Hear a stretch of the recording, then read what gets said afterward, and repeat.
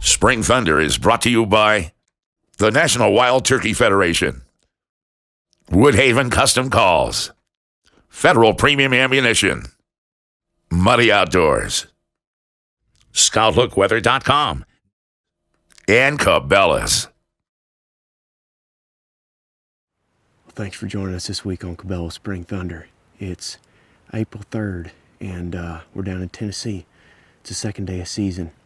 We're actually in the process of doing an evening hunt right now. We spotted a big gobbler, a group of hens. They're henned up pretty bad down here right now, and not gobbling a whole lot during the day. And we just spotted this big gobbler with 8 or 9 hens. We're trying to intercept him on his way back into the roost tonight.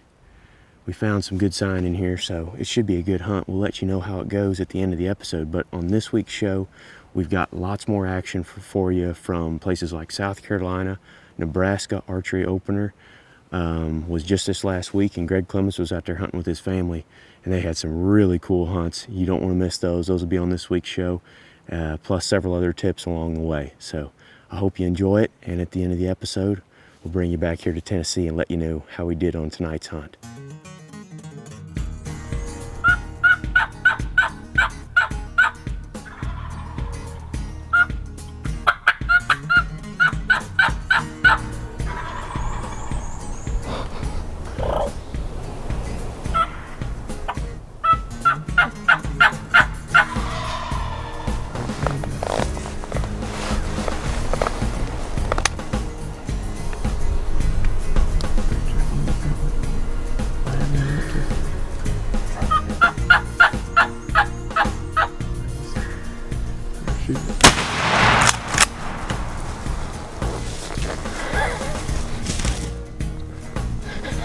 What about that Kyle Gillen? I tell you what, that's some national championship calling right there. Good gracious, South Carolina on March the 28th. We've never been in the woods this early. But there's some lonely gobblers already out here. You talk to them sweet, and boy, they came right in here. Goodness gracious, you done it all. I like coming with Kyle. All I had to do was just sit down and point and click.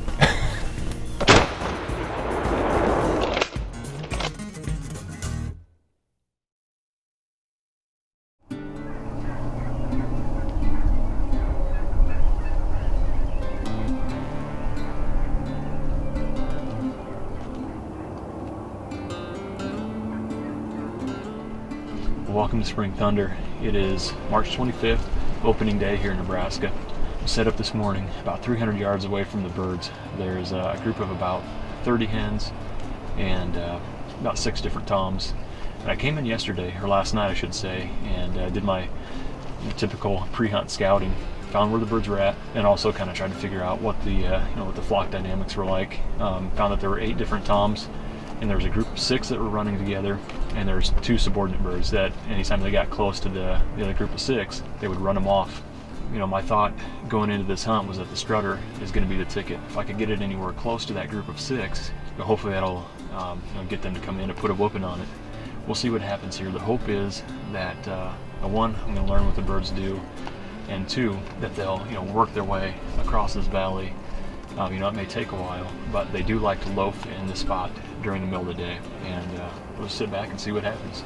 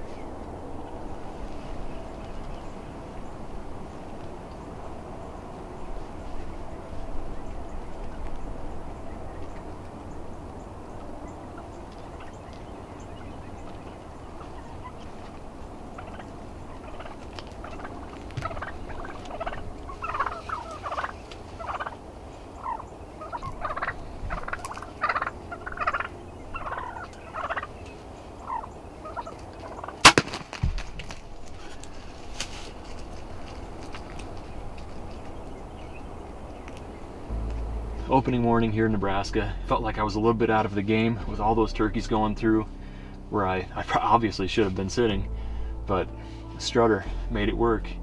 They came barreling in, gave me about a 7-yard shot, and I think that bird is down just along the edge over here.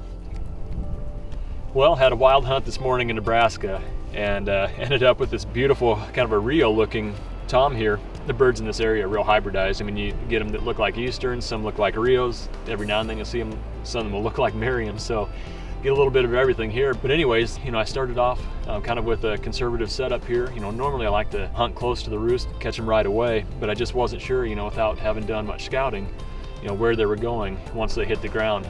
And I thought, I'll figure that out and then move in the next day. As it turns out, almost every single longbeard walked by that hay bale blind in that pinch point across the valley. So I was kicking myself for not being there, but I thought, in the next few days, I'll get over there and hopefully they'll do the same thing and I'll get in the game.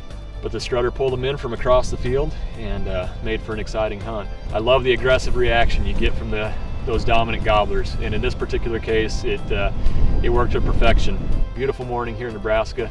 Hopefully within the next few days I can get a chance to get out again, film my dad or film my brother. A great start to the hunt here in Nebraska, and just a beautiful tom. Well, 2 days later, I had a chance to get back out in the field. This time I was filming my dad, and as you'd imagine, we headed right to that bale blind.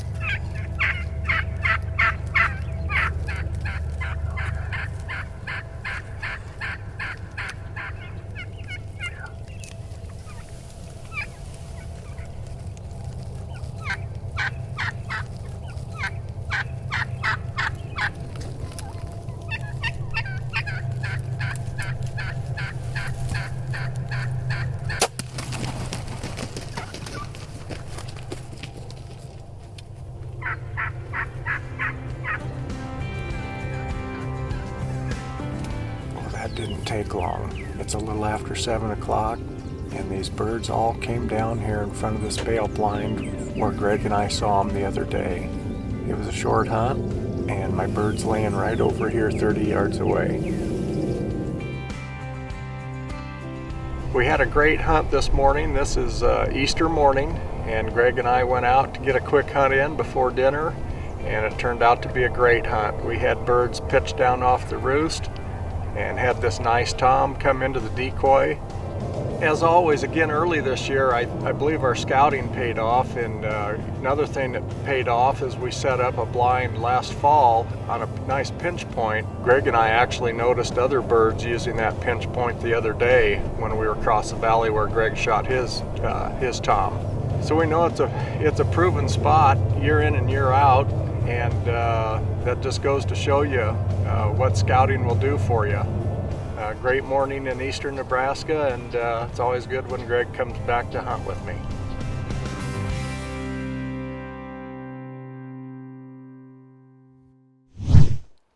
Well, as you can see, we've had a successful morning here, and I'm going to give you some quick tips on how to remove your beard, your spurs, and your tail fan. First off, just grab the beard down close to the bottom, like so. I usually like to cut about an inch or so of skin off, like that right there. cutting a little bit extra down like this helps your beard stay together longer whenever it does end up drying out, and put it in salt and dry it up, keeps it together. Next, we'll move on to the feet here. Some people like to cut above and below the spurs. Us, we just like to go ahead and get the whole leg off just quick and easy while we're in the field. So I just take the leg and bend it back, hold the upper part of the leg with my hand, take the knife, and you cut right on the top of that joint. It cuts those tendons, and you just take it, bend it around like that, bring your knife in, finish, like so. After you removed your legs and your spur, or your legs and your beard, last part is the fan. Roll the turkey over on his belly. Right here at his hind end, you'll see where the feathers start and stop. Just slice right at the bottom of the feathers.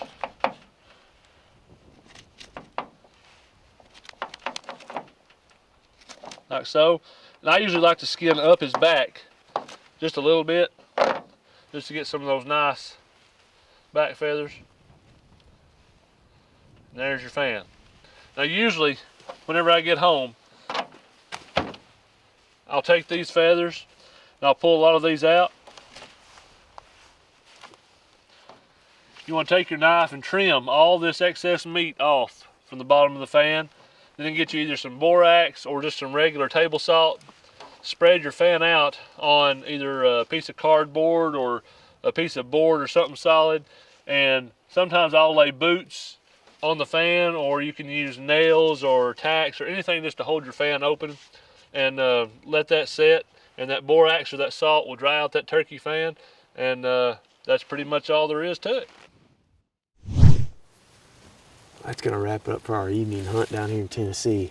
These birds didn't end up coming in here to roost where we hoped they would, but we've got a good peg on them for in the morning. I just watched this tom with several hens go in here to these big trees along the edge of the creek, so we should be good to go in the morning. You'll have to come back next week to see how we do. But before I let you go, I wanted to remind everybody right now, Cabela's has got some really great sales on lightweight camo, the Tater Series vests. David and I have been wearing the Tater 3 for the last couple days, and I've had mine for a few years now. It's an awesome turkey vest. If y'all are looking for a good one to purchase this year, they're on sale right now at Cabela's, so go over there and check them out. And if you're not already a member of the NWTF, please click on the link in the corner of our screen. Go over to their page and become one. But thanks for joining us. We'll see you next week, right back here on Cabela's Spring Thunder.